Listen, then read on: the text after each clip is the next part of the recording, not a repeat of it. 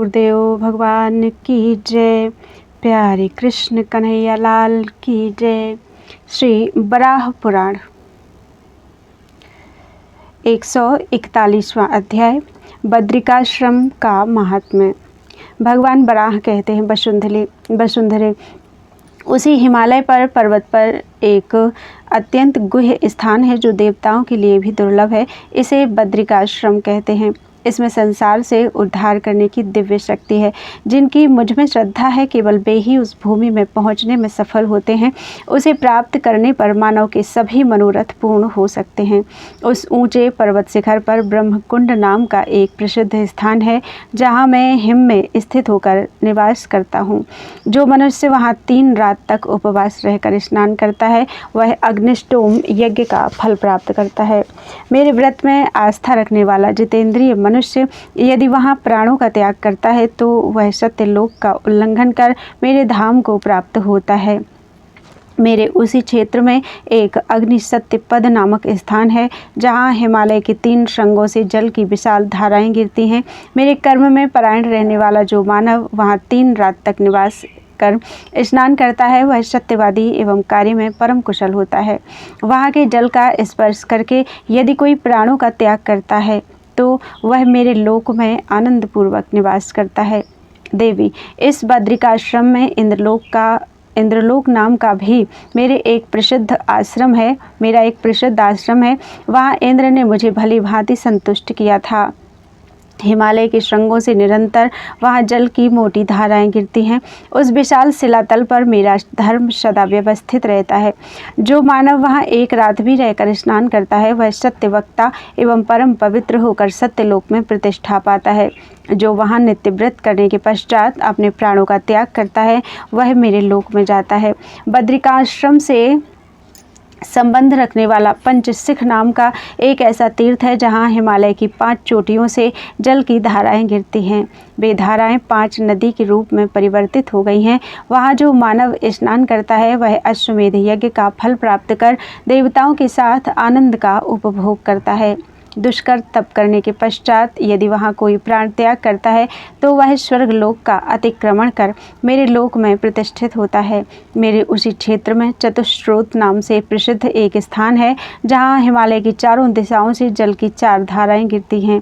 जो मनुष्य 1 रात भी वहाँ निवास कर स्नान करता है, वह स्वर्ग के ऊर्ध्व भाग में आनंद पूर्वक निवास करता है और वहाँ से भ्रष्ट होकर मनुष्य लोक में जन्म लेने पर मेरा भक्त होता है। फिर संसार के दुष्कर कर्म कठिन साधना करके प्राणों का त्याग कर स्वर्ग का अतिक्रमण कर मेरे लोक को प्राप्त होता है। वसुंधरे, मेरे उसी क्षेत्र में एक वेदधार नाम का तीर्थ है, जहाँ ब्रह्मा जी के मुख से 4 वेद प्रकट हुए थे। यहाँ 4 विशाल जल की धाराएं ऊंची शिला पर गिरती हैं। जो मनुष्य 4 रात तक यहाँ रहकर स्नान करता है, वह 4 वेदों के अध्ययन का अधिकारी होता है। जो मेरा उपासक मनुष्य वहाँ अपने प्राणों का त्याग करता है, वह मेरे लोक में प्रतिष्ठित होता है। यही 12 दिव्य कुंड नामक वह स्थान है, जहाँ मैंने 12 सूर्यों को स्थापित किया था। वहाँ के पर्वत श्रृंग की जड़ विशाल है। इसके नीचे बहुत सी शिलाएं हैं। किसी भी 12वीं तिथि को यदि कोई वहाँ स्नान करता है, तो जहाँ 12 सूर्य रहते हैं, वह उस लोक में जाता है। इसमें कोई संशय नहीं। फिर मेरे कर्म में स्थित रहने वाला वह मनुष्य प्राणों का परित्याग कर आदित्यों के पास से अलग होकर मेरे लोक में प्रतिष्ठित होता है। यहीं सोमाभिषेक नाम से प्रसिद्ध एक तीर्थ है, जहाँ मैंने चंद्रमा का ब्राह्मणों के राजा के रूप में अभिषेक किया था। उन अत्रि नंदन चंद्रमा ने मुझे यहीं संतुष्ट किया था। वसुंधरे, 14 करोड़ वर्षों तक तपोनुष्ठान कर मेरी कृपा से चंद्रमा को परम सिद्धि उपलब्ध हुई थी। यह सारा जगत एवं इसकी उत्तम औषधियाँ सब उन चंद्रमा के ही अधिकार में हैं। इसी स्थान पर इंद्र, स्कंद और मरुदगण प्रकट हुए और विलीन हुआ करते हैं। देवी, मुझसे संबंध रखने वाली वहाँ की सभी वस्तुएं सोममय होकर अंत में मुझ में स्थित हो जाएंगी। वहाँ सोमगिरी नाम से प्रसिद्ध एक ऐसा स्थान है, जहाँ भूमि पर कुंड में एवं विशाल वन में जल की धाराएं गिरती हैं। देवी, यह मैं तुम्हें बता चुका। जो मनुष्य 3 रात तक वहाँ रहकर स्नान करता है वह सोमलोक को प्राप्त कर आनंद का उपभोग करता है, इसमें कुछ भी संशय नहीं है। देवी, फिर अत्यंत कठोर तप करने के बाद जब उसकी मृत्यु होती है तो वह चंद्रलोक का उल्लंघन कर मेरे लोक को प्राप्त होता है। देवी, मेरी इसी बद्रिकाश्रम क्षेत्र में उर्वशी कुंड नामक वह गुप्त क्षेत्र भी है, जहाँ उर्वशी नाम की अप्सरा मेरी दाहिनी जांघ को विदीर्ण कर प्रकट हुई थी। देवी, देवताओं का कार्य साधन करने के लिए मैं वहाँ निरंतर तप करता रहता हूँ, पर मुझे कोई जानता नहीं। मैं स्वयं ही अपने आप को जानता हूँ। वहाँ मेरे तपस्या करते हुए बहुत वर्ष बीत गए, किंतु इंद्र, ब्रह्मा एवं महेश्वर आदि देवता भी यह रहस्य न जान सके। देवी, बद्रिकाश्रम में तप का फल सुनिश्चित है, अतः स्वयं मैंने भी वहाँ रहकर बहुत वर्षों तक तपस्या की है। पृथ्वी देवी, वहाँ पर मैं 10 करोड़ 10 अरब तथा कई पद्म वर्षों तक तप करने में तत्पर रहा। उस समय मैं ऐसे गुप्त स्थान में था कि देवता लोग भी मुझे देख न सके, अतः उन्हें महान दुख हुआ और वे अत्यंत विस्मय में पड़ गए।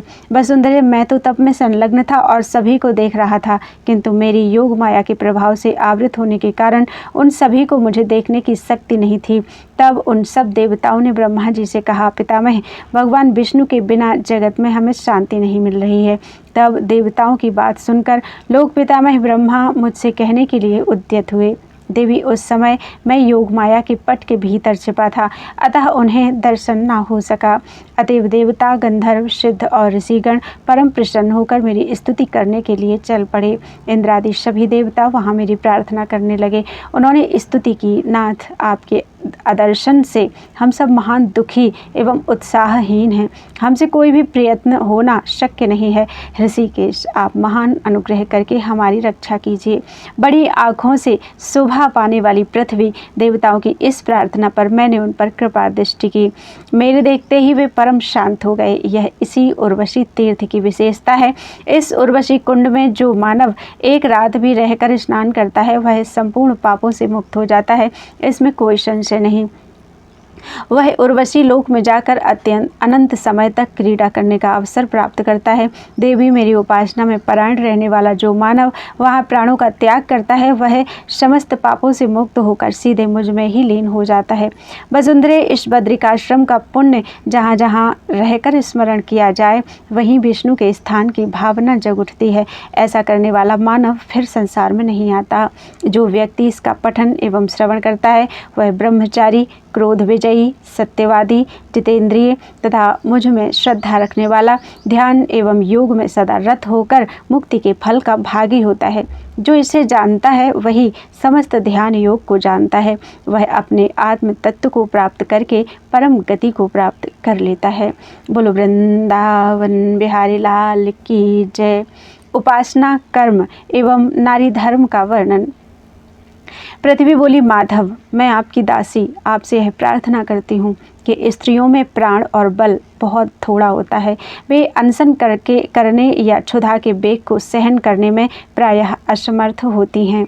भगवान बराह बोले, महाभागे, सर्वप्रथम इंद्रियों को वश में रखकर फिर मुझ में चित्त लगाकर तथा संन्यास योग का आश्रय लेकर सभी कर्मों को मेरा समझता हुआ करे।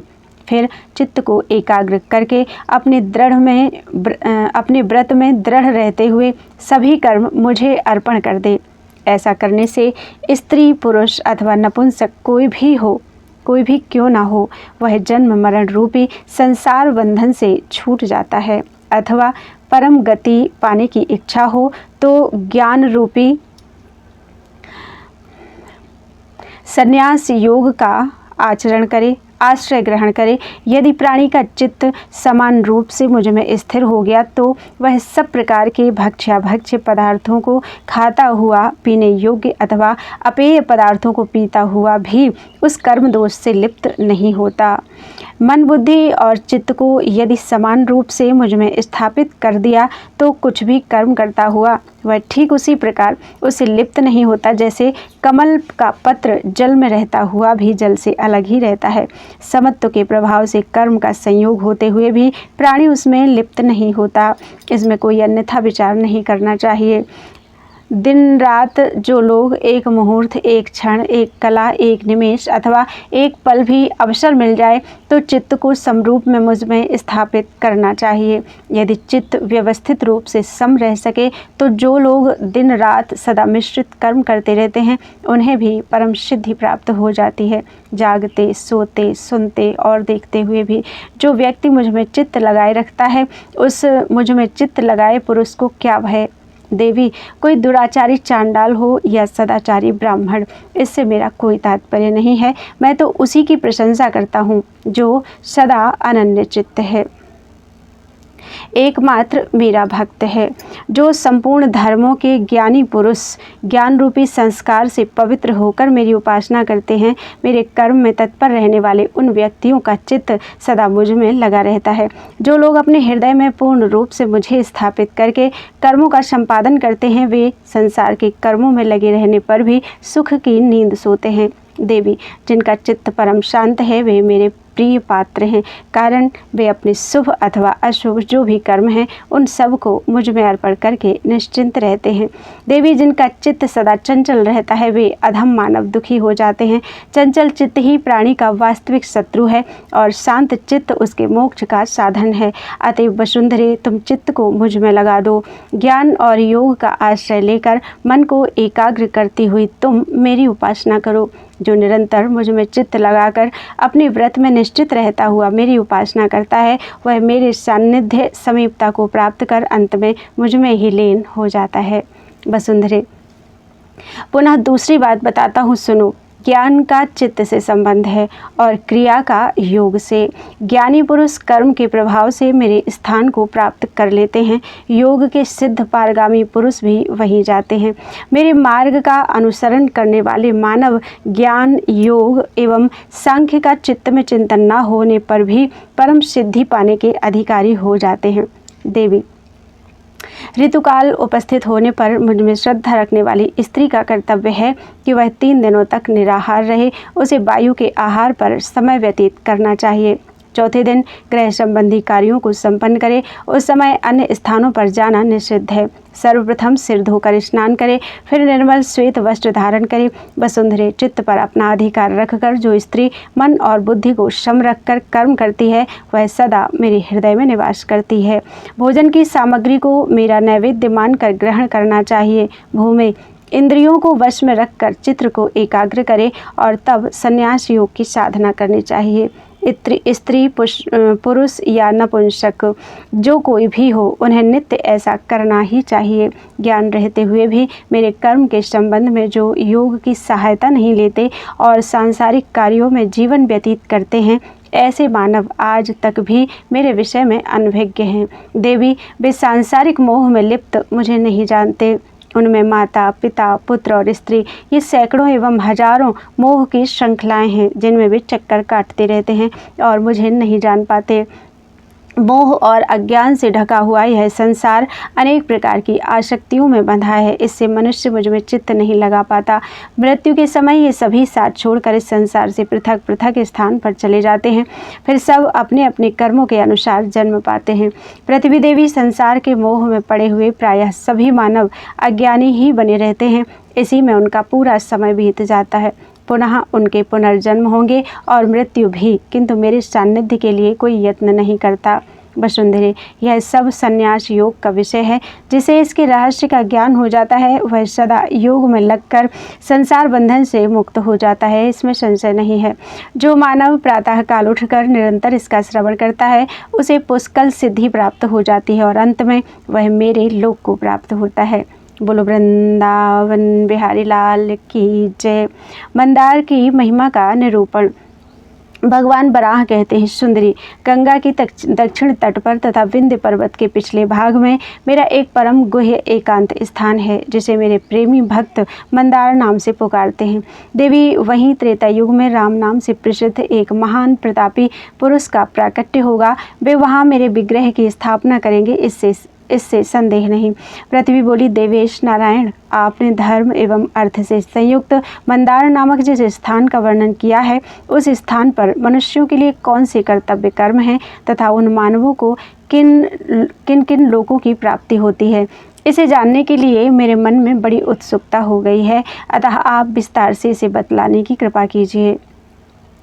भगवान बराह कहते हैं, देवी, मंदार का रहस्य अत्यंत गोपनीय है।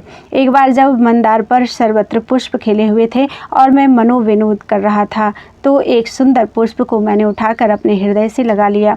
तब से विंध्य पर्वत पर स्थित उस मंदार में मेरा चित्त संलग्न हो गया। वसुंधरे 11 कुंड उस पर्वत की शोभा बढ़ाते हैं। सौभाग्य भक्तों पर कृपा करने की इच्छा से मैं उस मंदार नामक वृक्ष के नीचे निवास करता हूँ। विंध्य पर्वत की तलहटी में वह परम सुंदर स्थान अत्यंत दर्शनीय है। उस महान वृक्ष मंदार में एक बड़े आश्चर्य की बात है, वह भी सुनो। वह विशाल वृक्ष द्वादशी और चतुर्दशी तिथि के दिन फूलता है। वहाँ दोपहर के समय में लोग उसे भली भांति देख सकते हैं, पर अन्य दिनों में वह किसी को दिखलाई नहीं देता। वहाँ मानव एक समय भोजन करके निवास करता है तो स्नान करते ही उसकी आत्मा शुद्ध हो जाती है और वह परम गति को प्राप्त होता है। देवी, उसके उत्तर भाग में प्रापण नाम का एक पर्वत है, जहाँ दक्षिण दिशा से होती हुई जल की 3 धाराएं गिरती हैं। मेरु के दक्षिण शिखर पर मोदन नाम का एक स्थान है और उसके पूर्व और उत्तर के बीच में बैकुंठ कारण नाम का एक गुह्य स्थान है। वहाँ हल्दी के रंग की भांति चमकने वाली जल की एक धारा निकलती है। जो मानव एक रात रहकर वहाँ स्नान करता है उसे स्वर्ग प्राप्त हो जाता है। वहाँ जाकर वह देवताओं के साथ आनंद का अनुभव करता है और उसके सभी मनोरथ पूर्ण हो जाते हैं और वह अपने समस्त कुल का उद्धार कर देता है। विंध्यगिरि की चोटियों पर मेरु शिखर से समस्रोत नाम की धारा गिरकर एक गहरे तालाब के रूप में परिवर्तित हो जाती है। वहाँ मनुष्य को चाहिए कि स्नान करके एक रात निवास करे। ऊंची शिला वाले मेरु पर्वत के पूर्व पार्श्व में रहकर चित्त को सावधान करके जो अपने प्राण का परित्याग करता है उसके संपूर्ण बंधन कट जाते हैं और वह मेरे लोक में चला जाता है। मंदार के पूर्व में कोटर संस्थित नामक स्थान में मूसल की आकृति जैसी एक पवित्र जल की धारा गिरती है। वहाँ स्नान कर 5 दिन निवास करने से वह मेरुगिरि के पूर्व भाग में स्वर्ग सुख प्राप्त करता है। पुनः वहाँ भी वह अत्यंत कठिन कर्म का संपादन कर मेरे लोक को प्राप्त होता है। यशस्विनी, मंदार के दक्षिण और पश्चिम भाग में सूर्य के समान प्रकाशमान एक जल की धारा गिरती है। वहाँ स्नान कर मनुष्य को एक दिन रात निवास करना चाहिए। इससे मेरु के पश्चिम भाग में ध्रुव के स्थान में रहकर भक्तिपरायण वह मनुष्य जब भौतिक शरीर से अलग होता है तो मेरे लोक को प्राप्त होता है। वह महान यशस्वी मानव रहकर तथा चक्रवर्ती नरेश के समान प्राणों का परित्याग कर मेरु के श्रृंगों को छोड़कर मेरी सन्निधि में आ जाता है। उससे 3 कोस की दूरी पर दक्षिण दिशा में कभीरक नामक एक गुह्य स्थान है, जहाँ गहरे जल वाला एक महान सरोवर है। वहाँ स्नान कर 8 दिनों तक निवास करने से स्वच्छंद गमन करने की शक्ति मिलती है और अंत में वह मेरे लोक को प्राप्त होता है। देवी, अब उस क्षेत्र का मंडल बताता हूँ, सुनो। मेरु पर्वत पर स्थिर मंदार नामक एक स्थान है जो स्यमंत पंचक नाम से प्रसिद्ध है। वहाँ मैं सदा निवास करता हूँ। विंध्य की ऊंची शिला पर दक्षिण की ओर चक्र, वाम भाग में गदा और आगे हल, मूसल और शंख विराजमान रहते हैं। यह गुह्य रहस्य है। देवी, जो मानव मेरी शरण में आ जाते हैं वे ही इस परम पवित्र रहस्य को जानते हैं, अन्य मनुष्य नहीं, क्योंकि मेरी माया ने उनकी बुद्धि को मोहित कर रखा है। अध्याय 143 पूर्ण हुआ। बोलो वृंदावन बिहारी लाल की जय। त्वदीयं वस्तु गोविंद तुभ्यमेव समर्पये, तेन त्वदङ्घ्रि कमले रतिं मे यच्छ शाश्वतीम्।